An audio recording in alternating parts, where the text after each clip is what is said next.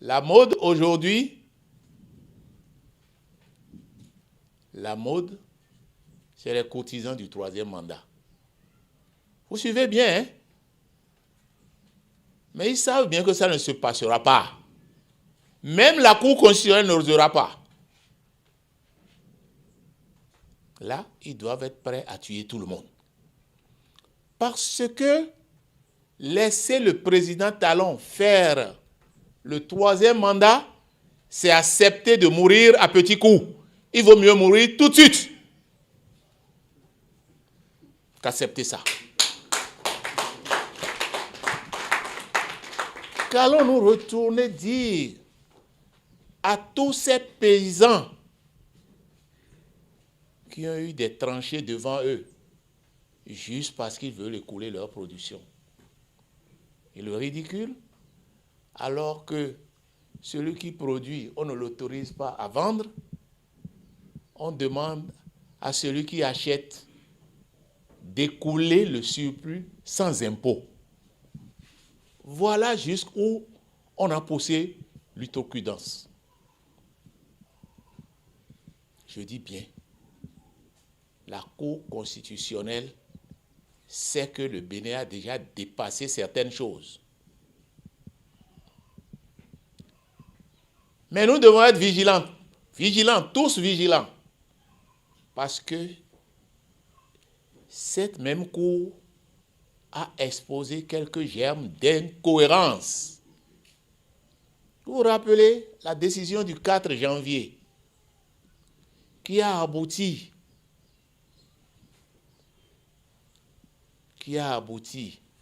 au rebattage des cartes de parrainage. C'est parti d'un recours. Normalement, on a dit, les décisions de la Cour sont sans recours. Et pourtant, la Cour a fait suite à un recours. La suite, nous avons vu. C'est ça, le code paralysant que nous avons aujourd'hui. Ce code-là, qui est fait pour détruire la nation, qui permettra d'être candidat soit soi-même, soit de placer, comme les Minas le disent, un chichavi. Parce qu'ils ont peur de tout ce qu'ils ont fait comme gaffe. L'atterrissage est difficile. Pendant longtemps, on a fait croire que c'est l'opposition qui est en train de le gêner. Comment on appelle tout ça là maintenant? C'est toujours l'opposition? Vous savez, c'est l'hyène qui s'est moqué du chimpanzé. Qui, à la rencontre du chimpanzé, a commencé par rire. Il a dit, ah, il est vilain. Et le lapin, au passage, dit, mais l'hyène ne va pas se moquer du chimpanzé. L'hyène n'est pas belle. Le chimpanzé aussi n'est pas beau. Vous êtes tous les mêmes. Kramakora. Rayon, hein. Ralocayon, hein. Mettons les maillons, hein. On est sous le caillon, hein. Si ses partenaires ne sont pas bons ou sont méchants, c'est que lui-même est méchant. Vous n'êtes pas sans savoir que le président Patrice Talon, le patron de la rupture, depuis son arrivée, a organisé 5 élections. 5 élections et s'apprête à organiser un 6e. 2019, tuerie, j'allais dire problème avec son cortège de tuerie. Cotonou, Parakou, Banté et que sais-je encore. 2021, la tuerie s'est aggravée. Parce qu'en 2019, au moins, c'était un peu plus discret. Alors que le président Patrice Talon, demandait à l'opposition en 2019 de se calmer et qu'il ne fallait pas brûler ce pays que nous voulons diriger, que nous aspirons à diriger. Et nous disait qu'il y a d'autres élections de nous calmer, alors qu'on s'attendait à un mea culpa, la situation s'est aggravée en 2021. Je me rappelle qu'au lendemain de 2019, mon oncle Georges Guédou, feu Georges Guédou, paix à son âme, m'avait fait une confidence. Il a dit, j'ai rendu visite au président Talon et sa déclaration m'a fait peur. Il a dit qu'il veut juste dribbler la classe politique pendant 20 ans. Mais il m'a appelé après à le soutenir parce que selon lui, c'est mon frère. Mon nom ne s'est pas fait attendre. Et j'ai dit que je ne veux pas porter la croix d'un frère qui ne veut pas comprendre un minimum. Je lui ai dit que j'étais prêt à renoncer à ma position s'il s'engage à changer. J'étais avec un ami. Il s'appelle Dr Raoul Klessougui. Mais rien n'a changé. En 2021, c'est le chaos. C'est le chaos avec les emprisonnements et les tueries que vous savez. On a même fait sortir à Bante et à Tchaourou les forces de défense normalement faites pour défendre la nation. La force de la police républicaine ne suffisait plus. Et comme on veut un passage forcé, on a utilisé les forces de défense. Pourtant, c'est le président Patrice Talon qui nous a dit devant la communauté nationale et internationale depuis le septentrion qu'il était prêt à donner le parrainage à tout candidat sérieux. Puisque la pomme de discorde, c'est que la loi qui a institué le parrainage ne devrait pas être mise en application en 2021. Il s'agissait pour nous d'une antinomie juridique. On ne peut pas appliquer en 2021 des tests qui sont prévus pour 2026. Mais on a appliqué la partie qui arrange en 2021 et le reste a été reporté en 2026. 2023, alors que notre candidat Joël Aïvo était en prison et le candidat des démocrates Ricky Amadougou était en prison. Ils le sont tous deux d'ailleurs jusqu'à aujourd'hui pour des raisons que seul le président Patrice Talon maîtrise malgré tout ce qu'on dit. Nous avons estimé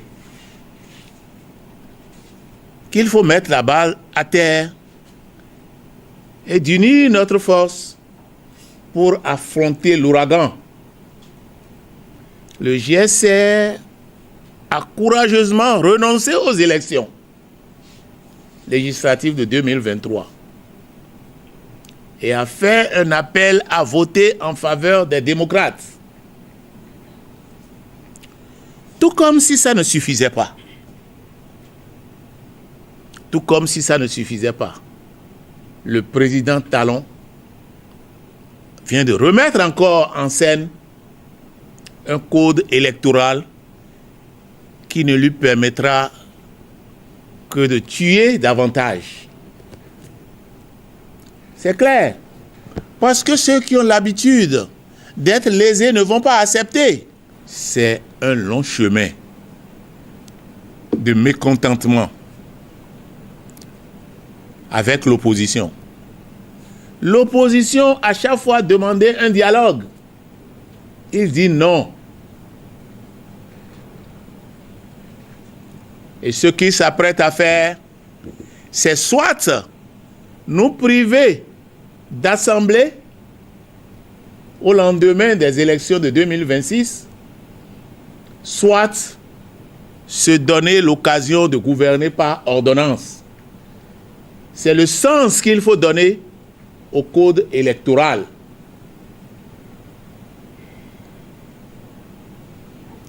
La crise, c'était avec l'opposition. Dans son élan légendaire de paix, l'Église catholique lui a presque demandé pardon. Il n'a pas entendu raison. Les confessions religieuses dans leur entièreté lui ont demandé de retirer le code. La réponse, c'est qu'il faut les diviser pour montrer qu'ils ne sont pas d'accord entre eux. La société civile, notamment celles qui sont spécialisées dans l'apprentissage ou l'enseignement de la bonne gouvernance, ont demandé. Il a refusé. Nous lui avons encore rappelé que face à cette crise, il fallait qu'on fasse un dialogue national. Il a toujours dit non. Vous avez appris comme nous que la crise a maintenant atteint le cœur de son système même. Et si le président Patrice Talon a encore un peu d'amour pour ce peuple, il devrait organiser tout de suite un dialogue national. Et pourtant, c'est l'homme qui a dit à son arrivée au pouvoir qu'il est un compétiteur né.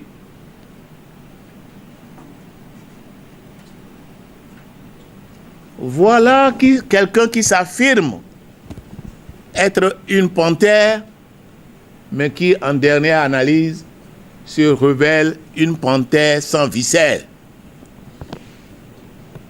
Parce qu'il fuit la compétition. Chez moi, enfant, on dit, bon, Fauchioué, il n'est pas courageux. Il n'a qu'à laisser le jeu se faire. Et c'est dans cette ambiance qui inspire rien que de la crainte pour tout le monde, pour toutes les couches sociales, que j'ai vu hier passer, j'allais dire une scène de Caleta, comme on le dit d'habitude chez nous.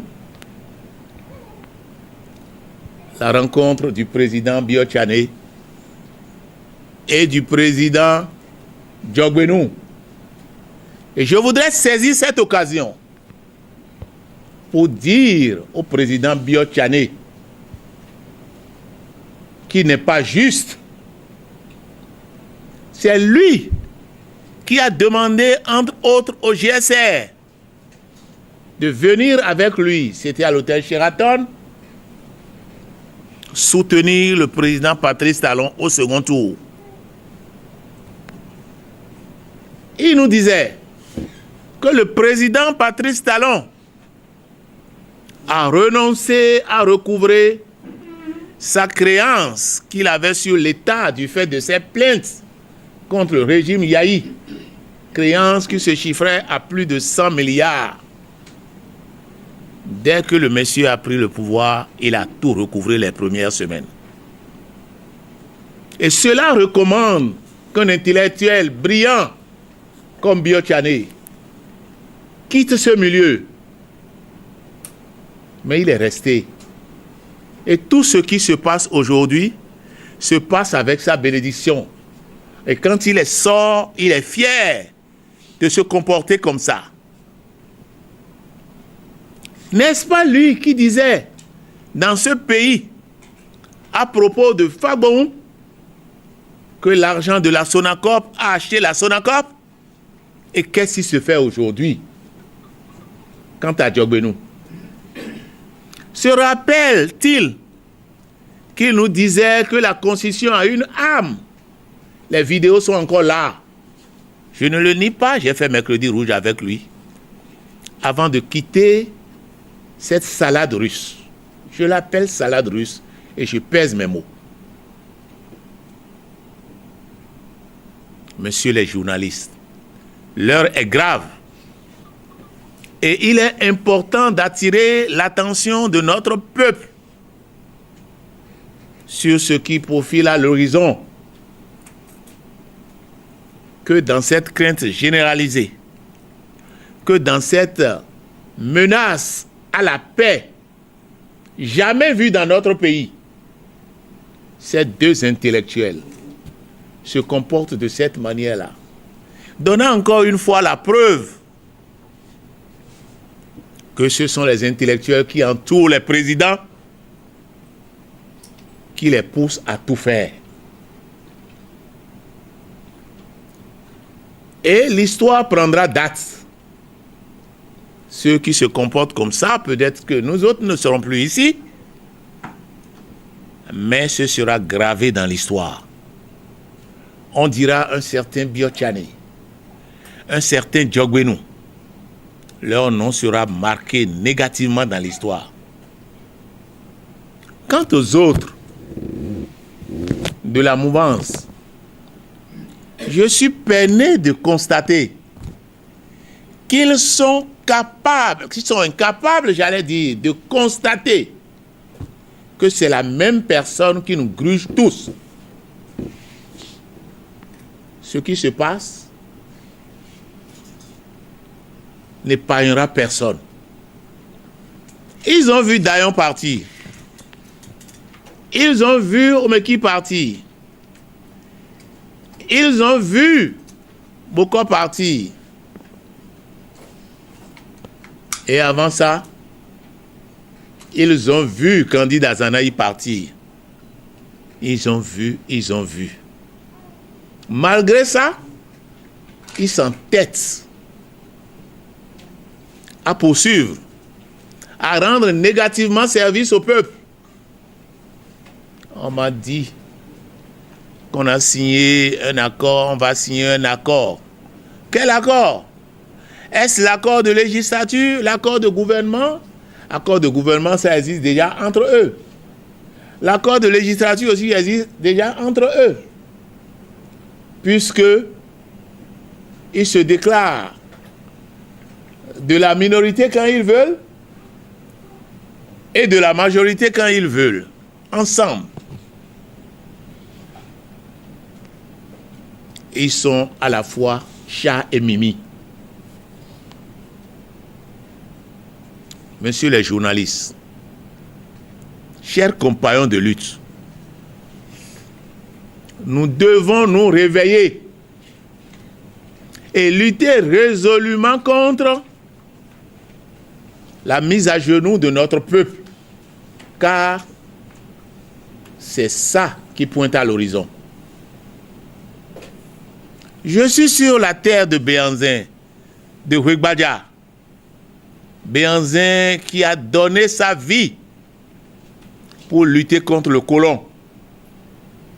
Et qu'on nous remette aujourd'hui dans les mains de Macron, dans les mains de la France, malgré tout ce qui se passe dans la sous-région. Vous voyez, aucune élection sans effusion de sang depuis son arrivée. Crise, crise, crise. Il disait que c'est l'opposition. Maintenant, c'est la mouvance. Ça doit lui faire réfléchir. Mais il fonce. Pour nous amener où?